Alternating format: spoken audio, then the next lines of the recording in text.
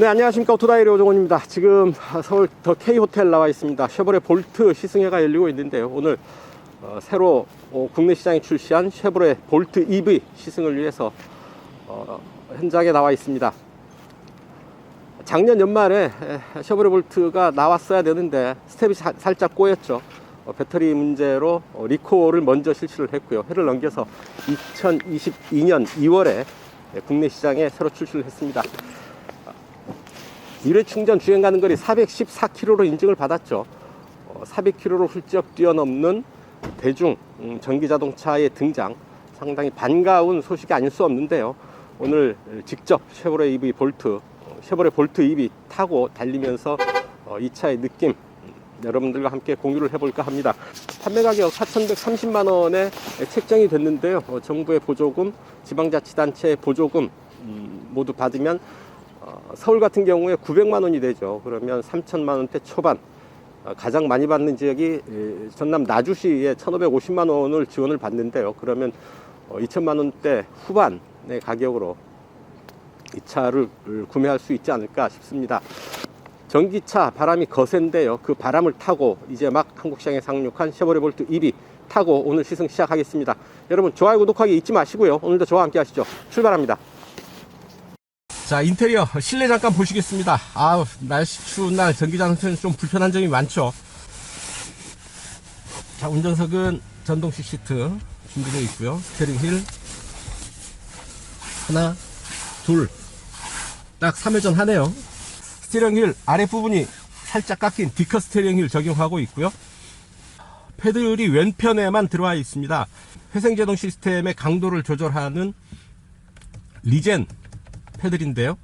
계기판 보시면 운전자 보조 시스템 볼 수 있고, 타이머, 타이어 공기압, 평균 속도, 트립, 주행거리들 이렇게 볼 수가 있네요.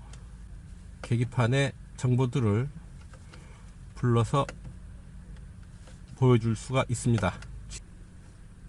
자, 출력 게이지, 예상 주행 가는 거리죠. 효율 표시 등 보여주고요. 출력 게이지 이렇게 설명을 해주고 있습니다. 자, 계기판은 8인치 스마트 디지털 클러스터로 구성되어 있고요. 센터 페이시아에는 10.2인치 고화질 터치스크린 모니터가 들어와 있습니다. 그래픽이 아주 깔끔하죠. 에너지 효율 기록, 에너지 흐름 이렇게 볼 수가 있고요. 자, 또 하나 안드로이드 오토 연결을 할 수가 있습니다. 무선으로 연결을 할 수가 있고요. 마이 쉐보레를 블루투스로 연결을 하면 무선을 통해서 안드로이드 오토 연결을 할 수가 있겠습니다. 노래 하나 들어봅시다. Too many days in the darkness without a glimpse of the light, running tired and broken and scared, but I swear I'll never give up the fight. I see you broken and beat, head pulled down over your eyes. Every part of you wants to surrender, darling, you were meant to survive. With every star, we are born again. 이런 정도의 소리 들을 수 있을 테고요. 볼륨을 최대로 키워도 음이 찌그러지지 않고 잘 들립니다. 보스 오디오 시스템 7개의 스피커로 들려주는 소리, 충분히 들을 만한 양질의 소리가 아닌가 싶고요. 애플 카플레이도 되고요.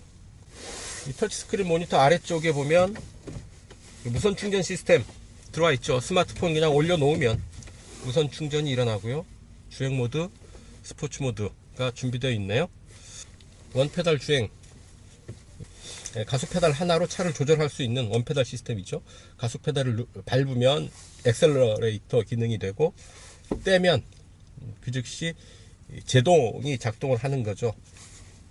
브레이크 페달이 필요 없는 원페달 시스템도 준비되어 있습니다. 자, 또한 변속 버튼을 적용함으로 해서 이 공간이 상당히 여유로워졌죠. 버튼은 누르는 버튼과 당기는 버튼 두 종류로 나뉩니다. P와 N은 누르는 버튼이고요. R과 D는 당기는 버튼입니다. 누르는 버튼, 당기는 버튼을 구분함으로 해서 오작동을 방지하는 효과도 있겠죠. 카메라 이렇게 아주 깨끗하게 보이죠. 그래픽이 아주 깔끔합니다. 화질도 선명하고요. 이렇게 보는 방향 구분해서 볼 수가 있고요. 양옆은 이렇게 앞에 뒤에 주차 안내선 보일지 말지 이렇게 버드뷰 아주 다양한 각도로 차의 전후 좌우를 세심하게 보여주고 있어서 특히 좁은 공간에서 예민하게 차를 움직여야 될 때에는 이런 부분들이 아주 유용하지 않을까 싶습니다. 그리고 이 밑에 보면 별도의 수납 공간이 또 있습니다.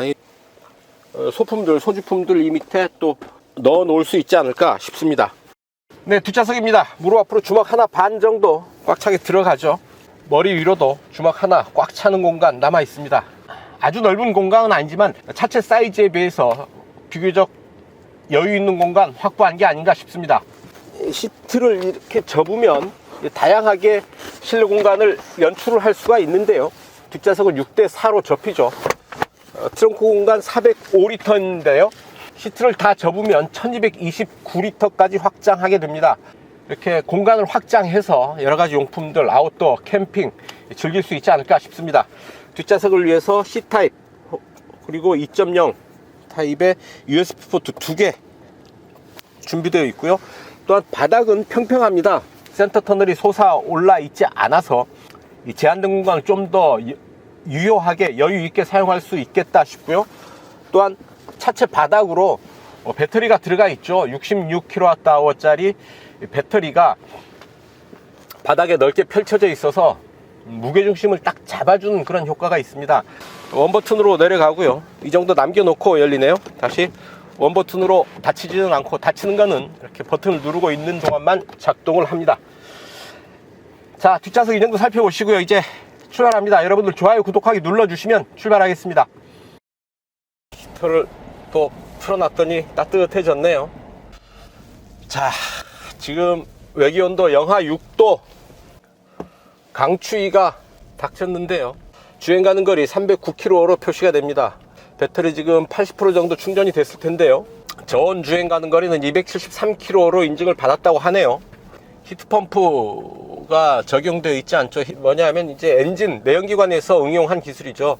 여러가지 작동 과정에서 발생하는 열을 모아서 다시 재활용하는 그런 기술입니다. 배터리, 모터 등에서 이제 발생하는 잔열을 모아서 재활용하는 기술인데, 한 방울이라도 더 아낀다는 의미에서 히트펌프 기술을 사용을 한다라고 보시면 될 테고요. 어쨌든 이 차의 저온 주행 가는 거리는 273km로 생각보다 그렇게 길지는 않다라는 점 말씀을 드립니다.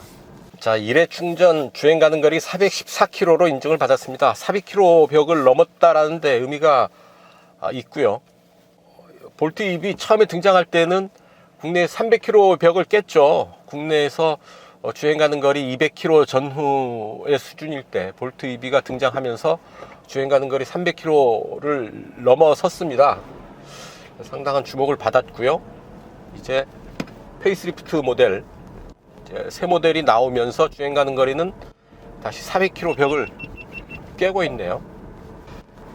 자, 그렇다고 한다면 이제 그 이상 더 멀리 가면 좋겠지만 굳이 그럴 필요가 있나 하는 생각이 드는 거죠. 길게 간다는 것, 더 큰 배터리를 사용을 하면 될 테고요. 더 큰 배터리를 사용한다는 것, 그만큼 배터리 무게가 무거워지고 배터리 가격이 비싸지고 원가 부담이 되고 차값이 올라가고 뭐 이런 연쇄작용이 일어나는 겁니다.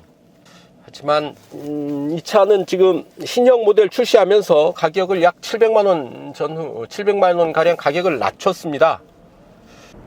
정부에서 지원하는 주행보조금은 줄어들죠.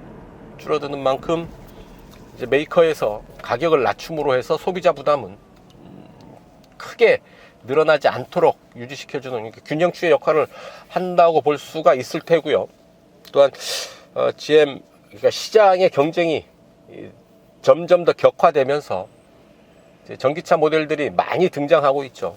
여기에 정부에서 이 가이드라인 제시하는 부분들, 가격 기준으로 보조금 지원하고 하는 이런 부분들, 있고 경쟁도 치열해지면서 이런 그 전기차의 가격을 좀 더 끌어내리는 효과가 있지 않나 생각을 해봅니다. 소비자 입장에서는 나쁠 거 없죠. 괜찮습니다.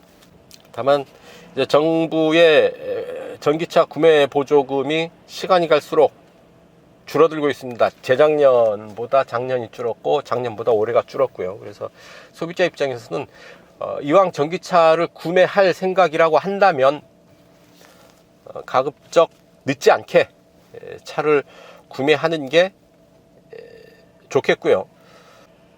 전기차가 사고 싶다고 바로 살 수 있느냐 하면 그게 아니죠. 기다렸다가 대기 기간이 상당 기간 소요가 되기 때문에 일단 전기차 구매 의사가 있다 그러면 일단 줄 서시고 몇 군데 줄을 서시고 그 다음에 결정을 해도 늦지 않다. 결정하고 줄 서면 제때 차를 구하기가 어려워진다 라는 게 요즘 전기차 시장의 상황이 아닌가 싶습니다. 쉐보레 볼트 EV 이 전기차 전용 플랫폼으로 개발된 전기차라는 의미가 또 있죠. 전기차 전용 플랫폼을 사용하면 뭐가 좋으냐? 일단 공간에 여유가 있습니다. 같은 사이즈라고 한다면 공간에 훨씬 더 여유 있게 구성을 할 수가 있게 되는데요. 제가 EQA를 타고 있습니다. 메르세데스 벤츠의 전기차 EQA를 타고 있는데요. 전기차 전용 플랫폼이 아니죠. GLA 플랫폼을 이용을 해서 전기차로 구성한 게 EQA입니다. 그러다 보니까 아무래도 공간이 좀 좁다라는 느낌은 피할 수가 없어요. 골프백이 트렁크에 들어가지 않고요. 이제 시트를 접어서 골프백을 수납을 해야 되고요. 전용 플랫폼을 사용하는 것과 아닌 것과의 차이가 이런 정도로 나는구나 싶은 생각이 드는 거죠. 최근 완전 충전 이후에 에너지 효율에 영향을 주는 요소들, 테크닉, 그러니까 주행, 운전 방법이겠죠. 뭐 플러스 1.2, 주행 지형, 도로 상태, 도로의 높낮이, 고저차, 마이너스 5.8, 그리고 실내 온도 조절 시스템, 히터를 틀게 되니까 효율이 영향이 마이너스 40.7 영향을 많이 끼치는 거죠. 외기 온도 지금 영하 6도입니다. 그럼 15.7 마이너스. 이렇게 에너지 효율에는 지금 상황이 그렇게 아주 좋지는 않습니다. 그렇다고 히터를 안 틀 수도 없고요. 자, 이제 경부고속도로에 잠깐 올라서서요. 조용하죠. 실내가 조용해서 오히려 자잘한 작은 소리들이 조금은 더 도드라지게 들리는 게 아닌가 싶습니다. 노면에서 자글거리는 소리들이 어느 정도 실내로 들어오는데요. 역시 가속을 쭉 해보면 전기차 특유의 아주 폭발적인 가속감 느낄 수가 있습니다. 순간적으로 강하게 치고 나가는 그런 가속감. 내연기관이 전기차를 따라가기가 힘들죠. 왜냐하면 내연기관은 기본적으로 엔진의 수직 운동을 밑에서 회전 운동으로 바꾸고 다시 드라이브 샤프트 등의 몇 차례 힘의 방향을 바꿔가면서 전달이 되기 때문에 힘의 효율이 많이 떨어집니다. 대신에 전기차 같은 경우는 전기 모터가 바로 회전하면서 힘을 뽑아내기 때문에 그 회전력을 바로 이용을 할 수가 있는 거죠. 힘의 회전 방향을 크게 바꾸지 않고도 바로 힘을 사용을 할 수 있기 때문에 훨씬 더 강력한 가속감 느낄 수가 있습니다. 자, 스포츠 모드를 켜고요. 쭉 가속을 해보면 뭐 거침없이 쭉쭉쭉쭉 속도를 올려 나가는 것을 확인할 수가 있습니다. 원페달 시스템 작동을 시켜봅니다. 쭉 가속 페달을 밟으면 가속이 되고요. 가속 페달에서 발을 떼는 것만으로도 제동의 효과를 보는 거죠. 완전 정지까지 가능하다고 하네요. 하지만 약간 뒤에서 잡아 끄는 듯한 좀 이질감 있는 그런 느낌을 받을 수도 있을 테고요. 그래서 저는 원페달 시스템은 해제해서 사용을 하겠습니다. 하지만 이 부분 이런 고속도로 고속도로에서도 좋지만 차가 밀리는 교통체증 구간에서는 이 원페달 시스템이 아주 유용합니다. 가속 페달 하나로 가다서다를 조절을 할 수가 있기 때문에 그렇죠. 자, 다음에 ADAS 시스템, 주행보조 시스템 잠깐 보실까요? 세팅을 하고요. 자, 110에 맞춰 봅니다. 차로 인식까지 했고요. 차간 거리는 3단계로 조절이 되네요. 원거리, 중거리, 근거리. 자, 시야가 탁 트여서 아주 좋습니다. 특히 벨트 라인이 어깨 밑으로 상당히 내려와 있죠. 그만큼 시원한 개방감 느낄 수가 있겠습니다. 썬루프까지 있으면 더 좋지 않았을까 하는 생각이 들고요. 자, 차선 이탈 방지 장치, 차로의 중앙을 유지한다기보다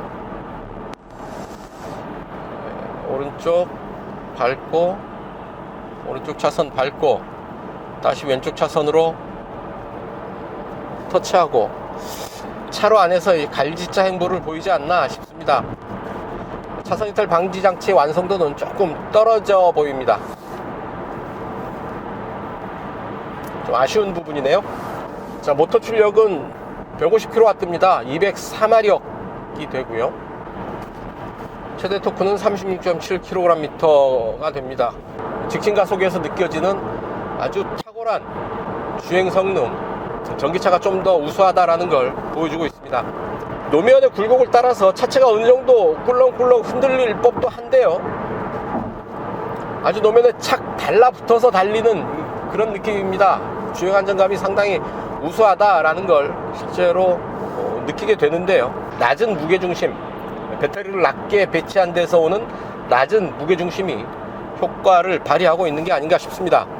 지금 90km 전후의 속도인데 이 정도의 소음 들을 수가 있고요. 엔진 소리가 없어서 대체로 조용합니다. 조용한데 가끔씩 들리는 노면에서 올라오는 잡소리들이 어쩌다 한 번씩 들릴 때는 좀 더 거슬리게 들립니다.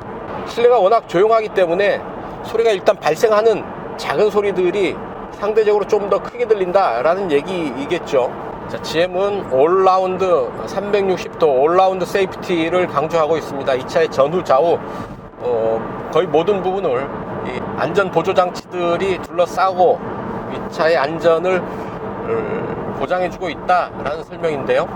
디지털 서라운드 비전 카메라, 어댑티브 크루즈 컨트롤, 차선 이탈 방지 경고 및 보조, 전방 충돌 경고, 전방 거리 감지, 저속 자동 긴급 제동, 전방 보행자 감지 및 제동, 하이빔 어시스트, 이런 장치들이 차의 전후 좌우를 모니터하면서 차의 안전을 보장해주고 있다라는 얘기입니다. 어댑티브 크루즈 컨트롤 같은 경우에는 완전 정지까지 가능하고요. 또한 코너를 돌아 나가거나 할 때에는 속도를 줄이고 다시 가속하고 하는 부분까지 알아서 작동한다고 합니다. 그 기능이 점점 더 똑똑해지고 진화하고 있는 것을 알 수가 있는 거죠. 다만 명심할 것, 어디까지나 보조장치, 어시스트라는 점 주의해야 됩니다. 아직 책임은 운전자에게 있다라는 얘기죠. 그래서 이 차 판매 가격 4,130만원에 책정되어 있어요. 이제 지방자치단체 보조금도 정해져서 서울 같은 경우에 약 900만원 정도 보조를 받게 되는데요. 그러면 3,000만원, 3,100~200만원 수준에서 이 차를 살 수 있겠고요. 보조금 가장 많이 지원받는 데가 전남 나주입니다. 1,550만원으로 책정이 되어 있는데, 그렇다면 2,500만원 전후에 이 차를 살 수 있겠다라는 얘기죠. 나주 분들은 좋으시겠어요? 최근에 완충한 이후에 연비가 kWh당 5.2km다 나와있죠. 이 차 공인복합 연비가 kWh당 5.4km인데 거기에는 조금 못 미치지만 주행 날씨 그리고 주행 환경 감안해보면 기대 이상의 연비를 보이고 있는 게 아닌가 하는 생각을 해봅니다. 자, 와인딩 코스 한번 들어가 보는데요. 좀 제동, 턴 좀 거칠게 조작을 해보는데 딱 중심을 잡고 움직이는 느낌이 아주 좋습니다. 무게중심이 밑으로 쏠려 있어서 좀 잡아채도 혹은 코너에서 던지듯이 코너링을 구사해도 불안감 크지 않게 차를 잘 다룰 수 있지 않을까 하는 생각을 해봅니다. 자, 에너지 흐름 보면서 움직이면 동력이 타이어에서 배터리로 들어가고 있는 것 알 수가 있죠. 가속을 하면 배터리에서 타이어로 동력이 이렇게 흐름이 왔다 갔다 하는 것을 보면서 운전을 할 수가 있습니다. 에너지 흐름을 보면서 운전을 하면 거칠게 운전을 못하죠. 사람의 본능이 조금이라도 더 에너지를 아끼려는 방향으로 작용을 하기 때문에 그렇지 않을까 싶은데요. 깔끔한 모니터를 통해서 이렇게 에너지 흐름을 보면서 운전하는 재미도 전기차를 운전하는 그런 재미 중에 하나가 아닐까 싶습니다. 자, 쭉 가속을 하면서 언덕을 오르는데, 야, 거침없이 차고 올라갑니다. 타이어 그립 좋은데요? 기온이 많이 떨어져서 영하의 날씨라서 타이어와 노면의 온도가 그렇게 올라오지는 않았을 텐데, 이 타이트한 코너에서도 그립 놓치지 않고 쭉쭉 달려주고 있습니다. 제동 턴. 가속pedal을 밟았더니 이 타이어가 노면을 딛고 달리는 소리가 아주 강하게 들리죠. 전기 모터의 힘을 이용하는 전기차라서 순간 가속을 할 때 치고 나가는 힘이 발군입니다. 엔진차 같은 경우는 한 호흡 약간의 타임렉이 존재하죠. 시간차가 존재하는데, 전기차는 리얼타임으로 가속 페달에 반응을 하고 있습니다. 하체의 느낌이 그렇게 물렁하지 않은 소프트함 정도로 얘기하면 어떨까 싶은데, 부드러운 듯 하지만 또 단단한 느낌을 주고 있습니다. 자, 앞에 과속방지턱 넘어가는 느낌이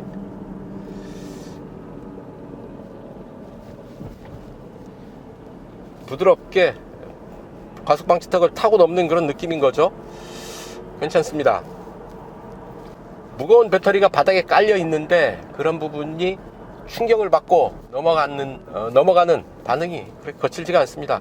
생각을 해보시면 무거운 배터리가 만약에 지붕에 있다고 한다면 넘어가는 느낌이 좀 더 거칠고 움직임도 크겠죠. 자, 노면 상태가 썩 좋지는 않은 길이어서 노면에서 간간히 충격들이 올라오고 있지만 이 부분 상당히 효과적으로 잘 걸러내고 있다고 보입니다. 완강하게 버티는 것도 아니고요, 아주 물렁한 정도도 아니어서 버릴 것 버리고 취할 것 취하는 정도의 그 서스펜션 강성, 조금은 그래도 편한 느낌이 아닌가 싶습니다. 언덕길에서도 오르막길에서도 가속 페달을 조금 더 깊게 밟으면 아주 강한 힘을 체감할 수가 있습니다. 리얼타임으로 그 힘이 전달돼서 더 극적인 것 같아요. 되게 내연기관 같은 경우는 가속 페달을 밟고 약간의 시차가 필요하죠. 전기차는 그러지 않습니다. 밟으면 바로 반응합니다. 날씨가 추워서 타이어 그립이 아직 완전하지가 않습니다. 약간 좀 스트레스를 주면 통통 튀는 느낌도 있고요, 타이어도 차갑고 노면도 차가워서 타이어 그립이 100% 확보되고 있는 것 같지는 않다라는 얘기입니다. 하지만 그 와중에서도, 그런 상황에서도 노면 그립 놓치지 않고 코너에서 잘 달려주고 있습니다. 제동. 야, 이게 뭐 와인딩 코스 상당히 재미있게 조향하면서 탈 수 있네요. 상당히 재미있습니다. 마음에 들고요. 조금은 더 조향이 타이트했으면 조금은 더 재미있지 않았을까 하는 생각이 들지만, 뭐 이 정도도 충분히 즐길 만한 그런 성능 보여주고 있습니다. 재미있습니다. 자, 미쉐린 타이어 사용하고 있죠. 50 시리즈 타이어를 사용을 하고 있는데 셀프 실링 타이어입니다. 펑크가 나도 스스로 메워주는 그런 기능을 가진 타이어. 라는 얘기인데요.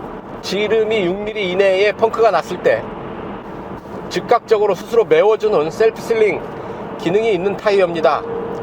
충전 11kWh 기준으로 완속 충전하는데 8시간, 그리고 급속 충전 1시간에 80%까지 된다고 하는데요. 겨울철이면 그 충전 시간도 좀 더 많이 떨어질 겁니다. 그런 부분들 감안하시고 밤에 충전해서 낮에 사용하고 다시 밤에 충전하는 이런 전기차의 라이프 사이클에 맞춰서 살아가는 것도 필요하지 않을까 싶습니다.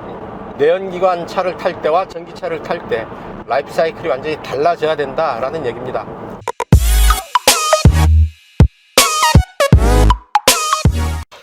네, 시속 100km 가속 한번 해보겠습니다. 자, 열선 끄고요, 에어컨 끕니다. 자, 스포츠 모드로 가고요. 하나, 둘, 셋.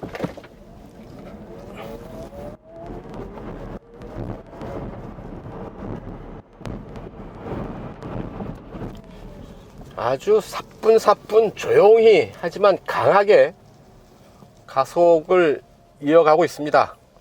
아주 조용하게 하지만 강하게 가속해 나가는 느낌, 전기차에서만 느낄 수 있는 그런 가속감이 아닌가 싶습니다. 하지만 시속 100km까지 걸리는 시간은 어느 정도 좀 필요해 보이고요. 직접 측정해 본 데이터 열어서 함께 보시겠습니다.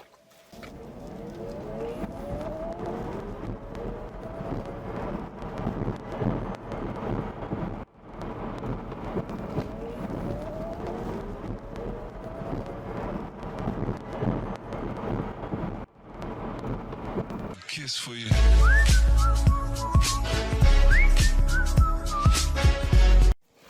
자, 이제 돌아가는 길에는 연비 테스트 하겠습니다. 자, 갑니다. 더 K호텔 약 25km 되네요. 자, 와인딩 로드를 좀 타고 넘어가는 길로 돌아가겠습니다. 자, 여긴 에버랜드 주변의 와인딩 로드 거치는 동안에 연비가 그렇게 썩 좋지는 않겠죠. 연비, 전비죠. 킬로와트당 5.4km인데 내연기관과는 연비가 반대로 갑니다. 고속도로 연비가 제일 안 좋고요, 도심 연비가 제일 좋습니다. 복합 연비가 5.4km라는 얘기고요. 네, 이렇게 출발지인 더 K 호텔로 다시 도착을 했습니다. 에버랜드에서 더 K 호텔까지 36.5km 달려온 평균 주행연비 킬로와트아워당 6.2km 기록을 했습니다. 공인복합 연비보다 훨씬 더 우수한 연비 기록하고 있는 거죠. 킬로와트아워당 5.4 공인복합 연비인데요, 킬로와트아워당 6.2km 기록을 했습니다. 네, 연비 테스트 여기서 정리하겠습니다.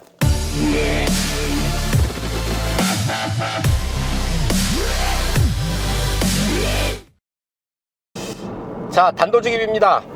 이 차선 이탈 경고장치, 왼쪽 차로를 밟죠. 다시 오른쪽으로 와오죠. 오른쪽 차로를 밟고 또 안으로 들어옵니다. 자, 이런 것들이 저 앞에서 다시 왼쪽으로 돌아 나가는데요. 차선 이탈 방지, 차선 이탈 어시스트, 차선 이탈 방지 어시스트 기능이 차로의 중앙을 정확하게 유지하는 것이 아니라 차선 안에서 이렇게 왔다 갔다 하는 갈짓자 행보를 보입니다. 좀 불안한 느낌도 있고요. 차로의 중앙을 정확하게 유지하는 정도로 완성도를 좀 높일 필요는 있어 보입니다. 히트펌프 기능이 안 들어가 있죠. 특히 한국처럼 겨울철 혹한기, 겨울철 기온이 많이 떨어지는 곳에서는 이 히트펌프 기술이 필요하지 않을까 싶은데요. 히트펌프 기술이 없어서 저온 주행 가는 거리가 273km로 좀 많이 줄어들죠. 겨울철 난방에 좀 더 유리하고요. 또 저온 주행 가는 거리를 좀 더 늘릴 수 있는 히트펌프 기술 적용해야 되지 않을까 하는 생각을 해봅니다. 히트펌프 기술이 없어서 특히나 이렇게 혹한기에 날씨가 갑자기 추워질 때, 추운 날씨에 효율이 생각보다 많이 떨어집니다. 히트펌프 기술, 어떤 그 모터, 배터리 등에서 발생하는 열을, 잔열을 회수해서 다시 사용하는, 난방에 사용하는 그런 개념이죠. 그러니까 엔진에서 얻어지는 열만큼의 폐열을 회수할 수 없겠지만 그래도 없는 것보다는 있는 게 낫겠다라는 게 제 생각입니다. 페이스리프트죠. 부분 변경 모델로 신형 모델이 등장을 했는데 거의 신차급 변경입니다. 디자인 바뀌었죠. 배터리 성능 개선됐죠. 그래서 출력도 좋아졌죠.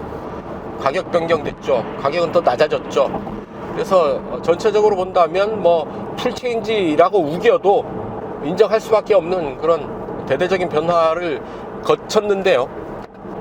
보다 합리적인 가격에 제대로 된 전기차를 찾는 소비자들이라고 한다면 이 차 쉐보레 볼트 눈여겨 보셔야 하지 않을까 생각합니다.